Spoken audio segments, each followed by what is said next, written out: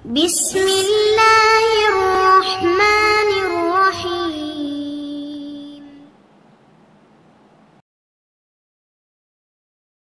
அஸ்ஸலாமு அலைக்கும் வரஹ்மத்துல்லாஹி வபரகாத்துஹு. அன்பிற்குரிய சகோதர சகோதரிகளே, நீங்களும் ஆலிம்களாகலாம் என்கிற பாடத்தில் புதன் வியாழன் ஆகிய 2 நாட்கள் திருக்குர்ஆன் வசனத்தினுடைய நேரடி தமிழாக்கத்தையும் விளக்கத்தையும் பார்த்து வருகிறோம். நேற்றைய தினம் 273வது வசனத்தில் அதனுடைய ஆரம்ப பகுதியை மட்டும் பார்த்தோம். திருப்பி ஊருக்கு அதிலிருந்து வருவோம். லில் ஃபுகராய், நீங்கள் செலவிட்டால் கூலி வழங்கப்படும்னு சொன்னான்ல இதுக்கு முந்தின வசனத்தில், அந்த தொடர்ச்சியாக லில் ஃபுகராயி, ஏழைகளுக்கு நீங்கள் செலவிட்டால் திருப்பி தரப்படும். எந்த ஏழைகள்? அல்லதீன உஹுசிரு, அவர்கள் கட்டுப்படுத்தப்பட்டு இருக்கிறார்கள். ஃபி சபீலில்லாஹி, அல்லாஹ்வுடைய பாதையிலேயே அவங்க கட்டுப்படுத்தப்பட்டிருக்கிறார்கள்னா மார்க்க பணி செய்வதற்கு என்று நியமிக்கப்பட்டிருக்கிறார்கள். அத்தகைய ஏழைகளுக்கு நீங்கள் என்ன செய்யுங்க? செலவிடுங்கள், அல்லாஹ் திருப்பி தருவான். அவங்க லா எஸ்தத்தி உன லர்பன் ஃபில் அர்லி, இந்த சொல்ல நம்ம விளங்கிக்க வேண்டிய ஒரு சொல்ல. லரபண்டா நம்ம விளங்கி வச்சுருக்கிறோம், அடித்தான்னு சொல்லி. அந்த ஒரு அர்த்தம் தான் அதிகமான இடங்களில் வரக்கூடிய ஒரு அர்த்தம். இந்த லரபாவுக்கு பிறகு அந்த ஃபீங்கிறது வந்துருச்சுன்னு வைங்க, அப்போ என்ன அர்த்தமாயிருந்தா பயணம் செய்தான்னு அர்த்தமாயிரும். இப்போ லர்பன் ஃபில் அர்லின்னா பூமியில் பயணித்தல்னு அர்த்தம். பயணம் அடித்தல்னு அர்த்தம் கிடையாது.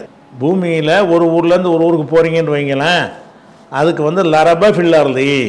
இந்த லரபாவுக்கு பிறகு ஃபில் அர்லின்னு வரக்கூடிய எல்லா இடங்கள்லையும் அடித்தல்ங்கிற அர்த்தம் கொடுக்க முடியாது, பயணம் செய்தல்ங்கிற அர்த்தம் தான் கொடுக்க முடியும்.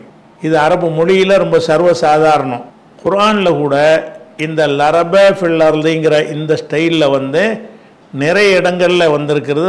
அதுகளையும் உங்களுடைய கவனத்துக்கு கொண்டு வர்றேன். அதாவது 3வது சூறாவில் 156வது வசனத்தில் இதா லரபு ஃபில் அர்லி, அவர்கள் பூமியில் பயணிக்கும் பொழுது, அடிக்கும்போது அர்த்தம் செஞ்சிடக்கூடாது. இதா லரபு ஃபில் அர்லி, அவர்கள் பூமியில் பயணிக்கும் போது அப்படிங்கிற வாசகம் 3:156 இருக்கிறது. அதே மாதிரி 4:94 இதா லரப்தும் ஃபி சபீலில்லா, அல்லாவின் பாதையில் நீங்கள் பயணிக்கும் போது, அடிக்கும்போது கிடையாது, அல்லாவுடைய பாதையில் நீங்கள் பயணிக்கும் பொழுது. அதே மாதிரி 4:101 ஒய்தா லரப்தும் ஃபில் அர்லி, பூமியில் நீங்கள் பயணிக்கும் பொழுது அப்படிங்கிற விஷயம் வருது.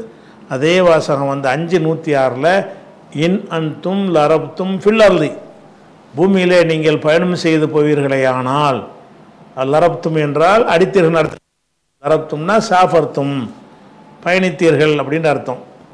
அதே மாதிரி 73வது சூறாவில் 20வது வசனத்தில் வாகரூன எல்ரிமூன ஃபில் அர்லி, ஒரு சாரார் அல்லாஹ்வுடைய பாதையில் போர் செய்து கொண்டிருக்கிறார்கள், இன்னொரு சாரார் ஆகருன்னா இன்னொரு சாரார் எல்ரிபூன ஃபில் அர்லி, அவங்க பூமியில் பயணம் செய்து கொண்டிருக்கிறார்கள், பிழைப்பு தேடி.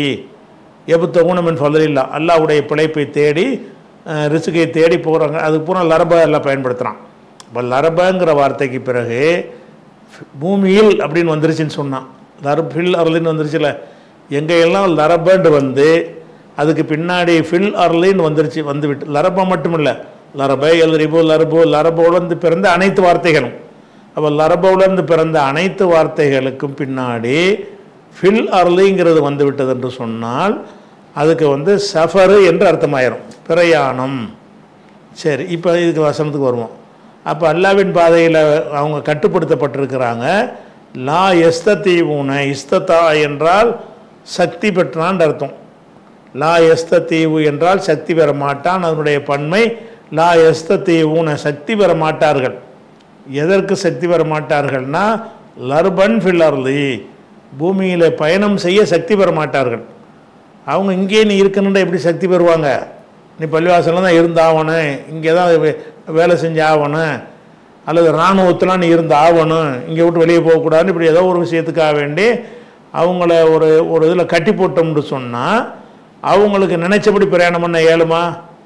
இயலாது.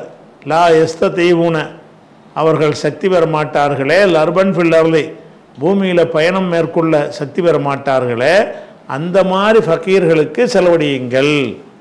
அதாவது அல்லாஹ்வுடைய பாதையிலே மட்டுப்படுத்தப்பட்டு இருக்க வேண்டும். ரெண்டாவது அவங்களுக்கு அதன் காரணமாக சம்பாதிக்க போக முடியாமல் இருக்க வேண்டும். அப்படிப்பட்டவங்களாக இருந்தால், அப்படிப்பட்ட ஃபக்கீர்களுக்கு நீங்கள் ஃபக்கீராகவும் இருக்கணும். அப்படிப்பட்ட ஃபக்கீராக இருந்தால் அல்லாஹ்வுடைய பாதையில் இருக்கிறான், பணக்காரனாக இருக்கிறான், அவனுக்கு வர்ற வாடகை வச்சுட்டே வாழ்ந்துருவான். மர எண்ணத்துக்கு இந்த அல்லாஹ்வுடைய பாதையில் வேலை செய்கிறதுக்கு அவன் இந்த ஜக்காத்து சதக்காவெல்லாம் வாங்கணும். ஃபக்கீராக இருக்கணும். 3 கண்டிஷன் இது வரைக்கும். ஃபக்கீராக இருக்கணும், அல்லாஹ்வுடைய பாதையில் கட்டுப்படுத்தப்பட்டவர்களாக இருக்க வேண்டும், அதன் காரணமாக தொழில்துறை செய்ய முடியாதவர்களாக இருக்க வேண்டும். இவர்களுக்கு நீங்கள் செலவிட்டால் உங்களுக்கு திருப்பி தரப்படும். அதுக்கு அல்லாஹ் என்ன செய்கிறான்னு கேட்டால், அதை விட முக்கியமாக ஒன்றை வலியுறுத்துகிறான். என்னென்னு கேட்டால், அந்த இப்போ ரசூலுல்லாஹ்வுடைய அந்த ஹிஜ்ரத் பண்ணி பள்ளிவாசல்லே தங்க வைக்கப்பட்ட சஹாபாக்கள் இருக்காங்கள்ல, திண்ணை தோழர்கள், அதாவது மக்காவிலேருந்து புறப்பட்டு வந்துட்டாங்க, ஏழைகளாக வந்துட்டாங்களா, இவங்களை மதீனாவாசியோட ஜாயிண்ட் பண்ணுறாங்க ரசூலுல்லாஹ். நீ இவர் வச்சுக்க, நீ இவரை கவனிச்சிக்க, இவர் ஓம் பொறுப்பு அப்படின்னு ஒவ்வொருத்தரையும் கொடுக்குறாங்கல்ல. கொடுத்தது போகவும் முஹாஜிர்கள் மிச்சமாக இருக்கிறாங்க. அவங்கள அரவணைக்கு ஆள் பத்தலை. அவங்களாம் என்ன பண்ணிட்டாங்கன்னா, பள்ளிவாசல் திண்ணையில் படுத்துக்கிறங்கன்ட்டாங்க.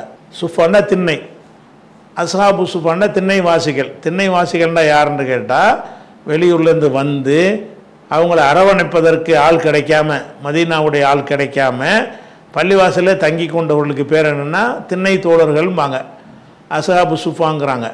அப்போ அந்த ஆளுக்கு என்ன செய்வாங்கன்னா, பள்ளிவாசல்லே கிடப்பாங்க.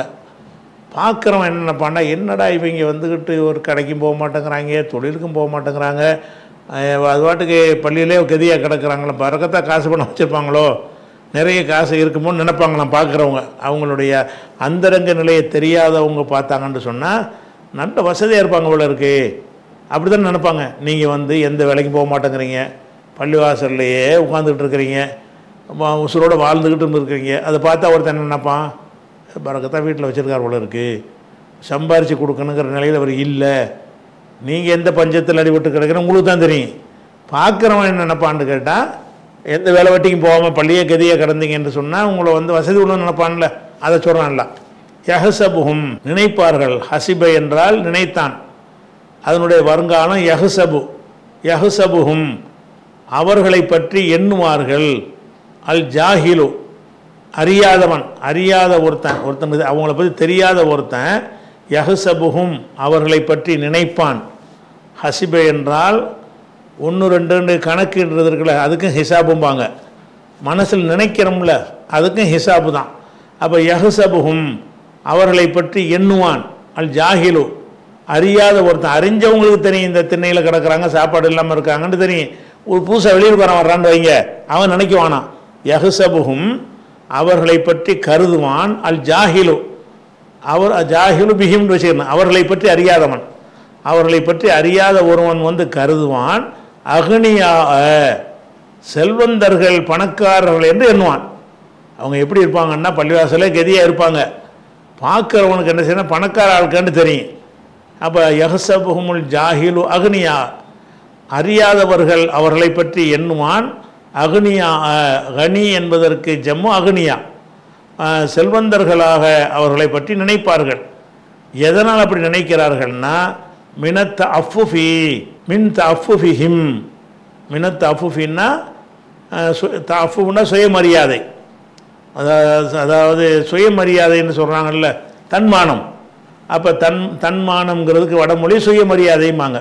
அப்போ தஃபுஃப் என்ற தன்மானத்தின் காரணமாக, மினத் தஃபுஃபின்னா அந்த ஹும்முன்னு வச்சுக்கிறேன், மின் தஃபுஃபிஹிம் அவர்களின் தன்மானம் காரணமாக அவங்கள பணக்காரன் நினைப்பாங்க. அவங்க யார்கிட்டையும் கையேந்துறது இல்லைல்ல, யார்கிட்டையும் கையேந்தாமல் பள்ளியிலே கதியாக கிடந்தாங்கன்னு சொன்னால் அவர்களை பார்க்குறவன் என்ன நினைப்பான், என்னடா இங்கேயே கிடக்கிறாங்க, வியாபாரம் இல்லை, தொழிலும் இல்லை, விவசாயம் இல்லை, யார்கிட்டையும் கையை கூட ஏந்த மாட்டேங்கிறாங்க, இந்த ஆளுக்கு வசதியான ஆட்களாக இருப்பாங்கன்னு நினைப்பான்ல. அதெல்லாம் சொல்கிறான், யஹ்சபுஹுமுல் ஜாஹிலு அறியாத ஒருத்தன் நினைப்பான், அக்னியா அவர்களை பற்றி நினைப்பான், அக்னியா பணக்காரர்கள் என்று அவன் நினைப்பான். எதனால் அப்படி நினைக்கிறான்னு கேட்டால், மினத் அஃபுஃபி அவர்களின் தன்மானத்தின் காரணமாக, சுயமரியாதையின் காரணமாக, கையேந்தி மானத்தை விட்டுட்டு பிச்சை எடுக்க மாட்டாங்கன்னு அர்த்தம். தன்மானத்தோடு இருந்தால் என்ன செய்கிறோம்னு கேட்டால் பிச்சை எடுக்காமல் இருக்கிறது.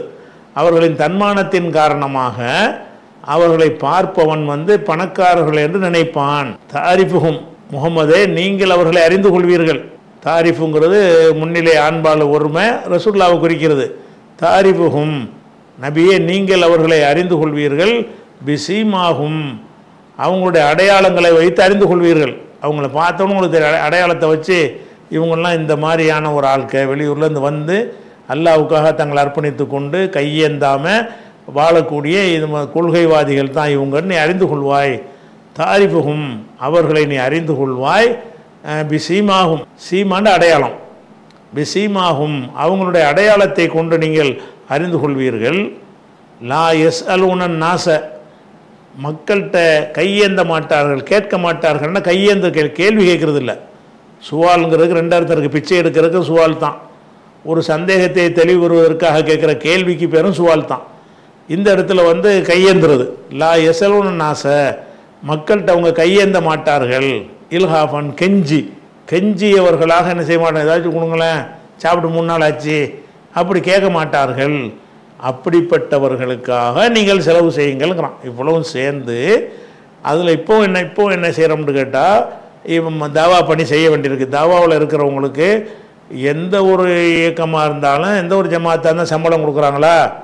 கொடுக்குறாங்க. என்ன நாங்கள் அல்லாஹ்வுக்காக வைக்கிறோம், நாங்கள் தௌஹீதுன்னு சொன்னாலும் அதில் உள்ள ஆட்களுக்கு ஊதியம் உண்டு, ஊதியம் கொடுக்குறாங்க. ஆனால் அந்த ஊதியம்ங்கிறது ஊதியமாக நம்ம கொடுக்கக்கூடாது. அது என்னவா இருக்குன்னு அது ஊக்கத்தொகையாக கொடுக்கணும். ஏன்னு கேட்டால் முதல்ல அவங்க ஃபக்கீரான்னு பார்க்கணும். அது நல்ல காசு பணம் வச்சுக்கிட்டே தொழில்துறை வீடு வாசல்லாம் இருக்குது, வருமானம் ஒன்று தனியாக வந்துக்கிட்டு இருக்குது, அவங்கெல்லாம் போய் வாங்குறாங்க. அப்படி வாங்கக்கூடாது. அதே மாதிரி அவங்க வேறு தொழில்துறைக்கு போக முடியாத அளவுக்கு இந்த இமாம்களுக்கெல்லாம் கொடுக்குறாங்கல்ல, கொடுக்கலாம். அவங்க ஏழையாக தான் இருக்கிறாங்க, அவங்க எந்த வியாபாரம் பண்ணு பார்க்க முடியாது. அதே நேரத்தில் இன்னொரு முக்கியமான கண்டிஷன் என்னென்னு கேட்டால் கையேந்தக்கூடாது.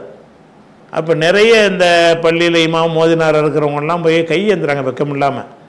இப்போ நீ கையேந்துட்டு அவங்களுக்கு நம்ம தேடி போய் கொடுக்கணும். கண்டிஷன் என்ன? ஒரு பள்ளியில் இமாமாக இருக்காருன்னா யார்ட்டையும் கையேந்தக்கூடாது. அது ஜமாத்தார்கள் பார்த்துக்கிடுவாங்க. உங்கள் தேவைகளை என்ன செய்வாங்க, ஜமாத்தார்கள் பார்த்துக்கிடுவாங்க. நீங்கள் கையேந்தக்கூடாது. கையேந்தாமல் இருப்பது அந்த சுயமரியாதையோடு இருப்பது என்பது அவங்களோட ஒரு அடையாளமாக இருக்கிறது. இப்போ திருப்பி ஒருக்கா பாருங்கள், லில் ஃபுக்ரா இல்லதீன உஹ்சிரு ஃபீ சபீலில்லாஹ் அல்லாஹ்வின் பாதையில் மட்டுப்படுத்தப்பட்டார்களே அத்தகைய ஃபக்கீர்களுக்காக நீங்கள் எதை செலவிட்டாலும் அது உங்களுக்கு திருப்பி கிடைக்கும். அவங்க எப்படிப்பட்டவங்களாக இருப்பாங்கன்னா, லா யஸ்ததீவுன அவர்கள் சக்தி வரமாட்டார்கள், இயலாதுன்னு அர்த்தம். இயலாது லர்பன் ஃபில் அர்லி பூமியில் பயணித்தல்ன்றா சம்பாதிப்பதற்காக பயணித்தல்னு அர்த்தம். பூமியில் பயணித்தல்னு சொன்னால் காசு பணம் தேடுவதற்காக பயணித்து போகுதல் என்பது அவங்களுக்கு இயலாது. யஹ்சபுல் ஜாஹிலு அக்னியா அவர்களை பார்க்கிற ஒரு ஜாஹில், அவர்களை பற்றி அறியாத ஒருவர் அவர்களை பற்றி யஹ்சபு கருதுவார், அக்னியா செல்வந்தர்கள் என்று கருதுவார். எதனால் கருதுகிறார் என்று கேட்டால் மின் தஃபுஃபிஹிம் அவங்களுடைய தன்மானத்தின் அல்ல நீக்கிட்டு இந்த ஹும்முன்னு வச்சுக்கிற வேண்டியதான். மின் தஃபுஃபிஹிம் அவங்களுடைய தன்மானத்தின் காரணமாக அவங்கள பணக்காரங்கன்னு நினைப்பாங்க. தாரிஃபுஹும் நபியை நீ அவர்களை அறிந்து கொள்வாய், பிசீமாகும் அவங்களோட அடையாளங்களை வைத்து நீ அறிந்து கொள்வாய். லா எசலுனன் நாச இல்ஹாஃபா மக்கள்கிட்ட கையேந்த மாட்டார்கள். இப்படியான ஃபக்கீர்களுக்கு நீங்கள் எதை செலவிட்டாலும் உங்களுக்கு அப்போ ஊக்கத்தொகையாக நம்ம கொடுக்கணும். தேவைக்கு தகுந்தவாறு சம்பளமாக நிர்ணயிக்காமல், சரி இவ்வளோ கஷ்டப்பட்டிருக்காரு இவருக்கு இவ்வளோ தேவை இருக்குது அப்படின்னு கொடுக்கணும். ஒருத்தருக்கு 10,000 தேவை இருக்கும், ஒருத்தர் நான் புள்ள குட்டி ஜாஸ்தியாக இருப்பாங்க, அவர் 15,000 தேவை இருக்கும், ஒருத்தருக்கு அதை விடவும் தேவை, மனைவிலாம் நோயாளியாக இருப்பாங்க, சிகிச்சை பண்ண வேண்டி இருக்கும், இவரே ஒரு சுகர் பேஷண்டாக இருப்பார், மருந்து மாத்திரைக்கு 5,000 ரூபா செலவாகும்னா இன்னும் சேர்த்து கொடுக்கணும். இப்படி தேவை கொடுக்கணும். அந்த தேவைகளுக்காக செலவழித்தல் என்பது ஜமாத்தார்கள் பொறுப்பேற்று கொண்டு இப்போ கொடுக்குறான். அன்னைக்கு திண்ணை தோழர்களுக்கு குறித்தான் அது வருது. ஆனால் அதே மாதிரி நிலையில் இருக்கக்கூடிய அனைத்து மார்க்க பணியாளர்களுக்கும் என்ன செய்யும், இது பொருந்தும். அவங்களுடைய நல்லது கெட்ட நம்ம தான் பார்த்துக்கிறணும் அப்படின்னு வந்துருச்சு. அதுக்கடுத்தது ஒமா துன்ஃபிகு மின் ஹைரின், இதுவும் மா ஷர்த்து தான். ஏன் ஷர்த்துங்கிறோம், நூனை காணோம்ல, ஒமா துன்ஃபிகூன்னு இல்லையில, ஒமா துன்ஃபிகு மின் ஹைரின் எந்த நல்லதை நீங்கள் செலவிட்டாலும் ஃபைன்னல்லாஹ பிஹி அலீம் அல்லாஹ் அதை அறிந்தவனாக இருக்கிறான். இன்னல்லாஹ அலீமுன் பிஹி, இப்படி மாறி வரணும், அலீமுன் பிஹின்னு வரணும். அலீமை பின்னாடி எதுக்கு போடுறாங்கன்னு கேட்டால் அந்த ஆயத்து முடிக்கும் பொழுது அந்த மீமிலே வரும்ல லாஸ்ட்டை, இன்னல்லாஹ அலீமுன் பிஹின்னா அந்த ராகம் வராது. அந்த ராகத்துக்கும் குரான் முக்கியத்துவம் கொடுக்குறது. குரான் வந்து ஓதும்போது இதுக்கு இனிமையாக இருக்கிறது அந்த சொற்களுடைய அமைப்பு போடப்பட்ட விதம் இருக்குது இல்லையா, அந்த விதத்தினால தான் அதில் ஒரு ராகம் கிடைக்கிறது. அப்போ இன்னல்லாஹ அலீமுன் பிஹின்னா பிஹிங்கிறது நீட்டுறதுக்குள்ளதா இல்லை. இப்போ இன்னல்லாஹ பிஹி அலீம், அலீம்னு சொல்லி நிப்பாட்டுவதற்கு அதில் ஒரு இனிமை வர்றதுனால என்ன செய்யுதுன்னு கேட்டால் பிஹியை முன்னாடி போட்டு அலீமை பின்னாடி போட்டு கிராமரில் உள்ளது தான், கிராமர் இல்லாமல் இது செய்யலை, இப்படியும் செய்யலாம். இந்த வழிமுறையை குரான் வந்து தேர்ந்தெடுத்திருக்கிறது. ஃபைனல்லாக நீங்கள் எதை செலவிட்டாலும் ஃபைனல்லாக அல்லாஹ் வந்து பிஹி அலீம், அதனை அறிந்தவனாக இருக்கிறான். அறிஞ்சிருக்காங்கிறதுக்கெலாம் என்ன அர்த்தம்னா கூலி கொடுப்பான்னு அர்த்தம். அறிஞ்சிட்டு பேசாமல் போயிட்டுருப்பானா, அறிஞ்சா கூலி தருவான். அல்லாஹ் இதெல்லாம் அறிஞ்சு வச்சுருக்கான். எதை இவங்க படுற கஷ்டம், சிரமப்படுறது, தியாகம் பண்ணுறது, சுயமரியாதை, இவங்க எதுவும் சம்பாதிக்க தெரியாமல் இருக்கிறாங்க, அப்படிப்பட்டவங்களாக இருக்கும் பொழுது அவங்களுக்காக வேண்டி நீங்கள் செலவழிச்சிங்க என்று சொன்னால் அதை வந்து அல்லாஹ் அறிஞ்சவனாக இருக்கிறான். இது வந்து 273. அதுக்கடுத்து இதுவும் செலவழிக்கிறது பற்றி தான் 274வது வசனம் வந்து, அதாவது இந்த வரிசையாக நீங்கள் இந்த தொடர்ச்சியாக நீங்கள் பார்த்துட்டு வந்தீங்கன்னா பிறருக்காக நல்ல பணிகளுக்காக காசை செலவழிக்கிறத பற்றி தான் அதிகமாக தொடர் வசனங்கள் இருப்பதை நீங்கள் பார்க்குறீங்க. இதுவும் அதே விஷயந்தான். எது அல்லதீன யுன்ஃபிகூன, செலவழிக்கிறார்களே அவர்கள், செலவழிப்பவர்கள். அல்லதீன வந்துருச்சுன்னு சொன்னால் அந்த வருங்காலத்தோட சேர்த்து என்னவாயிரும்னு கேட்டால் ஒரு இசுமுடைய அர்த்தத்துக்கு வந்துடும். அல்லது லரபை என்றால் அடித்தவன் என்று அர்த்தம். லரபண்டு அடித்தான். அல்லதியை போட்டவன் என்னவாயிரும்னு கேட்டால் அல்லதையும் லரபவும் சேர்ந்தவனை அடித்தவன் அப்படின்னு வரும். அல்லது எல்ரிபு அடிப்பவன் அப்படின்னு வந்துடும். அல்லது லுரிப அடிக்கப்பட்டவன். இந்த அல்லதி வந்தவுடனே என்னவாயிரும், ஆளை குறிக்கிற சொல்லாக மாறிடும். யுன்ஃபிக் என்றால் செலவிடுவான், அல்லது யுன்ஃபிக் என்றால் செலவிடுபவன், அல்லதீன யுன்ஃபிகூன என்றால் செலவிடுபவர்கள் அப்படின்னு அர்த்தமாயிரும். பல தடவை சொன்ன விஷயந்தான் மௌசூல் பாடத்தில் நடத்தியிருக்கிறோம். இப்போ 274 பாருங்கள். அல்லதீன யுன்ஃபிகூன் அம்பாலகும், தங்களுடைய செல்வங்களை செலவு செய்கிறார்களே அவர்கள், செலவு செய்பவர்கள்னு சாட்டாக சொல்லிக்கிறேன், வார்த்தையை நீட்டாமல் படபடன்னு போகாமல் சொல் சுருக்கமாக இருப்பதாக இருந்தால் அல்லதீன யுன்ஃபிகூன்னா வந்து செலவழிப்பவர்கள் அர்த்தம். அல்லதீன யுன்ஃபிகூன்னா செலவழிப்பார்கள்னு வினை சொல்ல அன்னைக்கு அல்லதீன சேர்ந்த உடனே செலவழிப்பவர்கள்னு ஆளை குறிக்கிறத மாறிக்கிறோம். அல்லதீன யுன்ஃபிகூன செலவிடுவோர், அம்பாலகும் தங்களுடைய செல்வங்களை செலவிடுவோர், பில்லைலி ஒன்னஹாரி இரவுலையும் பகல்லையும், இரவுலையும் பகலில் என்ன செய்கிறாங்க, தங்களுடைய செல்வங்களை செலவு அவங்களுக்கு உரிய சிறப்பை பின்னாடி சொல்ல போகிறான்ல அப்படின்னு அல்ல ஆரம்பிக்கிறான். இந்த இடத்துல இரவுனையும் பகல்லையும்ங்கிறதுக்கு அர்த்தம் வந்து எப்போதுமே வந்து இரவுன்னா இரவுன்னு தான் அர்த்தம், பகல்னா பகல்னு தான் அர்த்தம் பொதுவாக. ஆனால் இரவு பகல்னு அப்படி சேர்த்து சொல்லிட்டோம்னு சொன்னால் 24 ஹவர்ஸாக மாறிக்கணும். ஏன்னா அப்போ இரவு பகல்னு வருதில்ல, அப்போ காலை வரலையில் காலை மாலை வரக்கானா, அப்போ காலையில் செலவழித்தா என்னது, ஒன்றும் இல்லை, கூலி இல்லையா, காலையில் செலவழிக்கலாம்ல, மாலையில் செலவு செய்யலாம்ல. அல்லாஹ் வந்து இரவுலையும் பகல்லையும் தானே சொல்கிறான். அப்படிங்கக்கூடாது. இரவு பகல்னு சொல்கிறதுக்கு என்ன அர்த்தம்னு கேட்டால் எல்லா நேரமும் அர்த்தம். இரவு பகலுங்கிறத சேர்த்து சொல்லுவோம், அது இலக்கியமான சொல். அதான் நேரடி அர்த்தம் வந்து ராத்திரிலையும் செலவு செய்கிறது, பகல்லையும் செலவு செய்கிறதுங்கிறது. அதே நேரத்தில் வந்து காலை நேரத்தில் செலவு செய்யலான்னு வைங்க, அதை இந்த சொல் எடுக்காது, நகாருங்கிறதுல வந்து அது எடுக்காது. ஆனால் இந்த ரெண்டையும் செட்டாக சொன்னாங்கன்னு வைங்க, இரவு பகல்னு சொல்வது வந்து 24 மணி நேரத்தை எடுத்துக்கொள்ளும். இரவு ஒரு நாளே 2 பார்ட்டாக பிரிச்சிடுறது. இரவுங்கிற அது ஒரு பாதி நேரம், பகலுங்கிற ஒரு பாதி நேரம், அதில் காலை மாலை இருக்கும். அப்படிங்கிற அர்த்தத்தை சொல்லும்பொழுது என்னவாயிரும்னு கேட்டால் எல்லா நேரமும் அர்த்தம். அப்போ அல்லதீன யுன்ஃபிகூன் அம்வாலகும் தங்களுடைய செல்வங்களை செலவழிப்பவர்கள், பில்லைலி ஒன்னஹாரி இரவிலை, லைலுன்னா இரவு, இரவுலையும் ஒன்னஹாரி பகல்லையும் செலவழிக்கிறவர்கள். அவங்களுக்கு என்னங்கிறது எல்லாம் சொல்ல போகிறான். எப்படி செலவழிக்கிறாங்க, சிர்ரன் வலானியத்தன் ரகசியமாகவும் வெளிப்படையாகவும். அதாவது ராத்திரிலையும் செலவழிக்கிறாங்க, பகல்லையும் செலவழிக்கிறாங்க. அந்த செலவழித்தல் எப்படிலாம் செய்கிறாங்கன்னா ஒருத்தருக்கும் தெரியாமையும் செலவழிக்கிறாங்க, ஊரே பார்க்குற வகையிலையும் செலவழிக்கிறாங்க. அதாவது சிர்ரன் என்றால் ரகசியம், அது யாருக்கும் தெரியாமல். அலானியத் என்றால் பகிரங்கமாக எல்லாரும் தெரிகிற விதத்தில். அப்போ சிர்ரம் அலானியத்தன், ரகசியமாகவும் வெளிப்படையாகவும். அலானியத்துக்கு வெளிப்படைன்னு அர்த்தம். அப்போ சிர்ரன் ரகசியமாகவும், அலானியத்தன் பகிரங்கமாகவும் வெளிப்படையாகவும் இரவிலையும் பகல்லையும் தங்களுடைய செல்வங்களை செலவழிக்கிறார்கள் அவர்கள். ஃபலஹும் அவர்களுக்கு இருக்கிறது, கிடைக்கிறது. அஜுருஹும் அவர்களுக்குரிய கூலி அவர்களுக்கு இருக்கிறது. இந்த ரப்பிஹும் அவங்களுடைய இறைவனிடத்தில் இருக்கிறது. அவங்களுடைய கூலி அவங்க இறைவனிடத்தில் அவங்களுக்காக இருக்கிறது. அப்போ செலவு பண்ணுறதுக்குரிய கூலி என்கிட்ட இருக்குப்பாண்டு அதில் திரும்ப ஆர்வம் ஊட்டுறான். நீ ராத்திரி பகலாக செலவு செய்ய, ரகசியமாக செய்ய, வெளிப்படையாக செய்ய, எல்லாத்துக்கும் என்கிட்ட வர வைக்கப்பட்டு நான் தருவேன், உனக்கு திருப்பி தருவேன் அப்படிங்கிறான். ஃபலஹும் அஜுருஹும் இந்த ரப்பிஹும் அவர்களுக்கு அவர்களுடைய இறைவனிடத்தில் அவர்களுக்கான கூலி இருக்கிறது.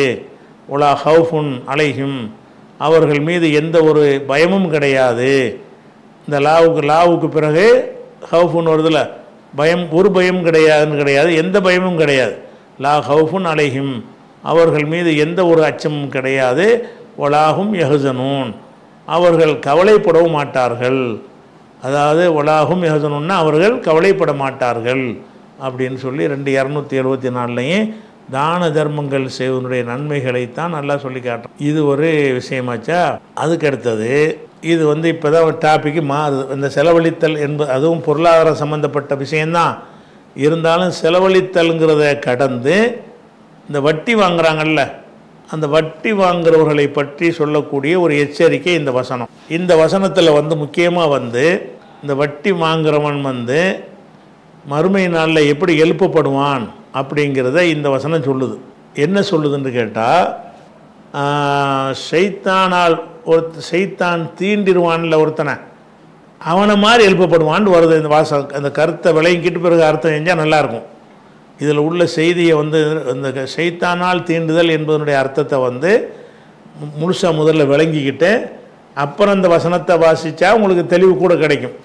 அதாவது இந்த வசனத்துடைய கருத்து என்னன்னு கேட்டால், எவன் வட்டி வாங்கி சாப்பிட்றானோ அவன் ஷைத்தானுடைய தீண்டுதலால் பாதிக்கப்பட்டவனை போலத்தான் எழுவான்.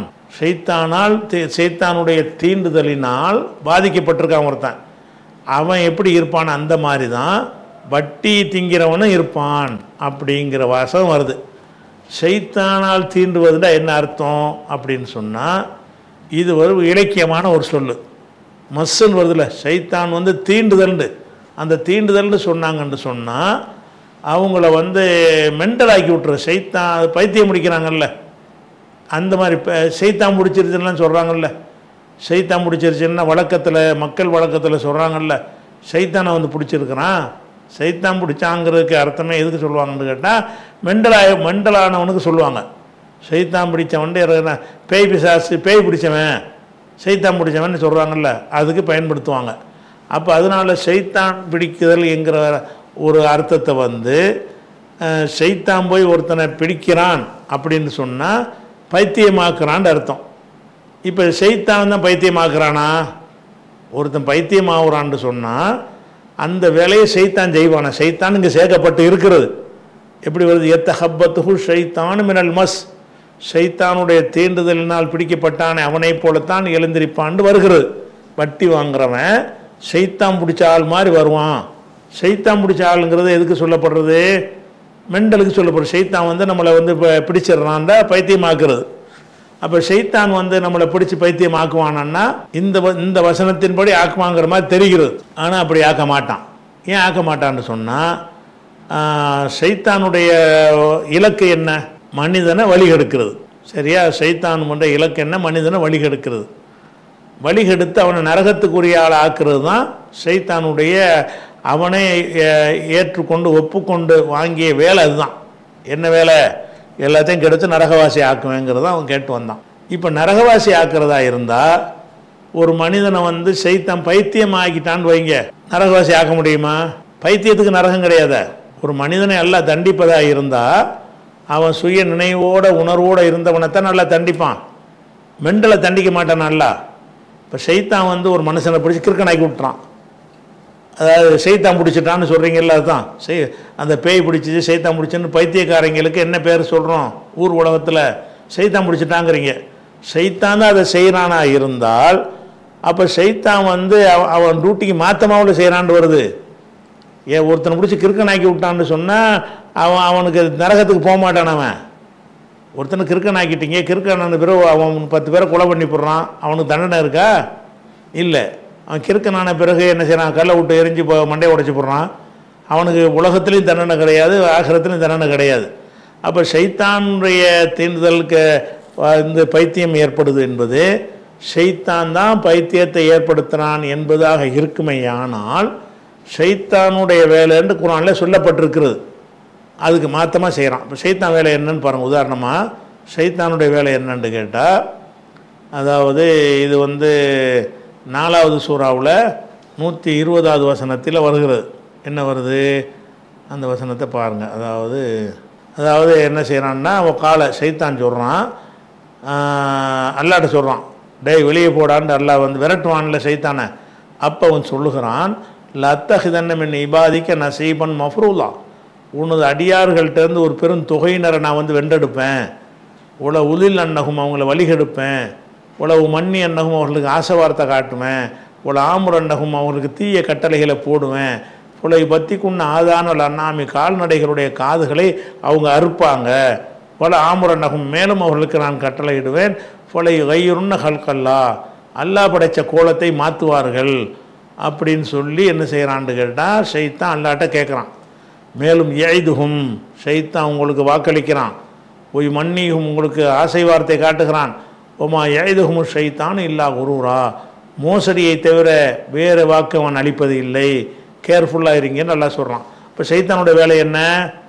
நம்மளை வந்து கெட்ட காரியத்தை செய்ய வைத்து நரகவாசி ஆக்கிறது தான் அவனுடைய வேலைன்னு தெரியுதா? 4:119 120 தெரிகிறது. அதே மாதிரி என்ன செய்கிறான்னு கேட்டால் இன்னொரு வசனத்தில் அல்லாட்ட சொல்கிறான், ஃபபிமா அகுவைத்தனி, இறைவா நீ என்னை வந்து வழிகெடுத்த காரணத்தினால் லகூதன் அலகும் சிராத்தக்கல் முஸ்தகீம், அவர்களை கெடுப்பதற்காக உன்னுடைய நேரான பாதையில் போய் உட்கார்ந்துக்கிறவன். சும்மல ஆத்தி என்னகும் இம்பைன் ஐதீகமின் ஹல்ஃபிஹிமன் ஐமானிகும் வான் ஷமாயிலிகும், அவங்களுடைய முன்புறமாகவும் பின்புறமாகவும் வடப்புறமாகவும் இடப்புறமாகவும் அவங்கள்ட்ட நான் செல்வேன். ஒலா தஜித் அக்சரகும் ஷாக்கிரீன், அவங்கள அதிகமான பேரை நன்றி செலுத்தக்கூடியவரை நீ காண மாட்டாய். உனக்கு சுத்தாமல் ஆக்கிறதுக்காக வேண்டி அடியார்களுடைய முன்னாடியும் போவேன், பின்னாடியும் போவேன், வலப்புறமும் வருவேன், இடப்புறமும் வருவேன், வந்து கெடுத்துருவேன். அவங்கெல்லாம் நன்றி கெட்டவங்களாக இருப்பாங்க அப்படின்னு இப்லீஸ் சொன்னான் என்று 7:17 வசனத்தில் இருக்கிறது. அதே மாதிரி வந்து இன்னொரு வசனத்தில் இது ஒரு விஷயம். அப்போ அதனால் என்ன விளங்கிறோம்னு கேட்டால், ஷைத்தானுடைய வேலை வந்து நம்மளை வழிகெடுக்கிறது. இப்போ ஒருத்தனுக்கு கிறுக்கன் ஆகிட்டான்னு வைங்க, அந்த கிறுக்கனாகிறதை வந்து நம்ம வழக்கத்தில் என்ன சொல்லுவோம்னு கேட்டால், ஷைத்தான் இப்படி ஆக்கிட்டான்னு சொல்லுவோம். ஷைத்தான் அப்படி ஆக்குவானா சொல்லுவோம். ஷைத்தானால் பிடிக்கப்பட்டுட்டான்னு சொல்கிற வழக்கத்தில் சொல்கிறோமே தவிர அதனுடைய நேரடி அர்த்தத்தில் சொல்லுகிறோம். நேரடி அர்த்தத்தில் சொன்னீங்கன்னா இதெல்லாம் மறுக்கிற மாதிரி ஆயிரும். அப்போ ஷைத்தான் அம்புட்டு வரையும் கிறுக்கன் ஆகிட்டான்னு வைங்க, ஒருத்தன் நரகத்துக்கு போக மாட்டோம். பூமியில் உள்ள அத்தனை வரையும் எல்லாம் வந்து என்ன செய்கிறான், பைத்தியக்காரன் ஆக்கி விட்டான். எவனாச்சும் நரகத்துக்கு போவானா? பைத்தியக்காரனுக்கு தான் கேள்வி கிடையாது. பைத்தியக்காரங்க சிறுவர்களுக்கெல்லாம் என்ன கிடையாது, கேள்வி தூக்கத்தில் இருக்கிறவனுக்கெல்லாம் கேள்வி கிடையாதுன்னு இருக்கிறது. அப்போ கேள்விகளுக்கு அப்பாற்பட்ட ஒரு நிலையில் இருக்கிற வேலையை ஷைத்தான் செய்வானா? அப்போ ஷைத்தான் வந்து வழிகெடுத்து நம்ம நரகத்துக்கு கொண்டு போனால் தான் அவன் லட்சியத்தில் ஜெயிக்க முடியும். அவன் நம்ம எல்லோரும் கிறுக்கனாக்கி விட்டான்னு சொன்னால் நம்மளை வந்து நரகத்துக்கு போகிறது தடுத்துறான். இப்போ நம்ம நரகத்துக்கு போக மாட்டோம். நரகத்துக்கு போகாமல் இருக்கிற வேலையை ஷைத்தான் செய்வானா? செய்ய மாட்டான். ஆனாலும் என்ன செய்யப்படுது, அந்த அவன் கிறுக்கன் பைத்தியக்காரங்களை பற்றி பேசும் பொழுது ஷைத்தானால் பிடிக்கப்பட்டான்னு சொல்லப்படுது. அப்போ நேரடி அர்த்தத்தில் அதை எடுத்துக்கொள்ளக்கூடாது. அதுக்கு என்ன செய்யணும், வேறு அர்த்தம் தான் கொடுக்கணும் என்பதை நம்ம என்ன செய்யணும், விளங்கிக்கிறணும். உதாரணத்துக்கு சொல்வதாக இருந்தால், இப்போ ஐயூப் அலைஹிஸ்ஸலாம் இருந்தாங்க. அவங்களுக்கு கடுமையான நோய்வாய்ப்பட்டாங்க, பயங்கரமான சோதனைக்கு உள்ளாக்கப்பட்டாருங்க. அவங்களே என்ன செய்வாங்கன்னு அல்லாட்ட வந்து, இன்னி மசனிய ஷைத்தான், அல்லாஹ் என்னை ஷைத்தான் பிடிச்சு விட்டான், பின் உசுபின் அதாப், பெரிய கஷ்டத்தினாலையும் அதாபை கொண்டு என்னை பிடிக்கிறான், ஷைத்தான் அந்த மாதிரி என்னை பண்ணுறானேங்கிறார். சைத்தான் இதெல்லாம் பண்ணுறான். அந்த கஷ்டம் வேதனையெல்லாம் கொடுக்குறது அவன் உள்ளத்தில் நுழைஞ்சு வழிகெடுக்கிறது அவனுடைய வேலையை தவிர நோயாளி ஆக்குற வேலையா? நோயாளி ஆக்குற வேலை அதெல்லாம் அல்லாஹ்வுடைய தனி டிபார்ட்மெண்ட்டு. அப்போ நோயாளியும் வேதனையும் கொடுக்கறது இப்லீஸ் செய்யவே இல்லை. ஆனால் ஐயூப் என்ன செய்கிறாங்கன்னு நல்லா தான் செஞ்சுருக்கிறான்.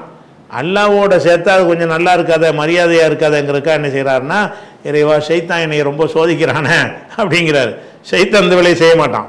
அப்போ ஆனால் சைத்தானோட நம்ம சேர்த்து பேசுகிற வழக்கம் இருக்குது. கெட்ட விஷயங்களை சைத்தானோட ஜாயின் பண்ணி விட்டுருவோம். அந்த ஐயூப் நபியும் இப்படி ஜாயின் பண்ணி விட்டுருக்குறாங்க. அதனால் அந்த சைத்தானால் தீண்டுதல் என்பதனுடைய முழுமையான அர்த்தத்தை விளங்கி கொண்ட பிறகு நம்ம என்ன செய்யணும், அந்த வட்டியை பற்றி சொல்லக்கூடிய வசனத்துக்கு வரணும். இன்ஷா அல்லாஹ் அது குறித்த விஷயங்களை நம்ம அடுத்தடுத்த வாரங்களில் பார்க்கலாம். அஸ்ஸலாமு அலைக்கும்.